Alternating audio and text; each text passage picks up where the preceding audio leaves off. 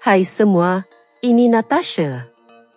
Hari ini, saya akan berkongsi tentang Indira Badia Fonseca, seorang atlet dari Sepanyol yang telah mengubah hidupnya dengan penuh keberanian dan disiplin.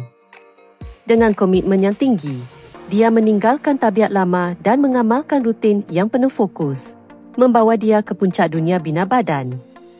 Pada bulan September 2020, Indira memenangi gelaran juara NPC dalam kategori wellness dan menjadi atlet profesional IFBB Pro League.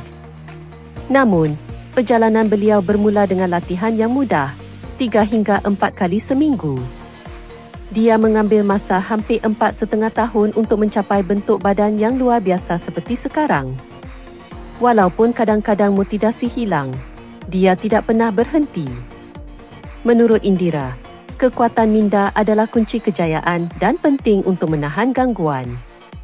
Selepas melahirkan anak, Indira kembali berlatih selepas mendapat kelulusan doktor. Kini, dia mempunyai lebih dari 340,000 pengikut di Instagram, di mana dia berkongsi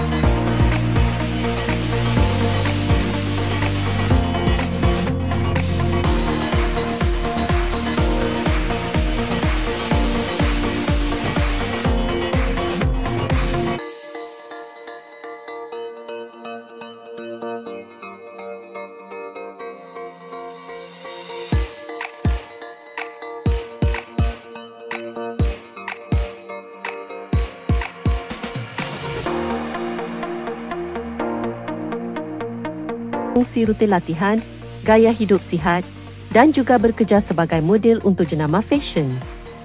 Untuk inspirasi lebih lanjut, anda boleh ikuti Indira Badia di Instagram. Jangan lupa untuk like video ini dan langgan saluran kami untuk lebih banyak cerita menarik. Jumpa lagi.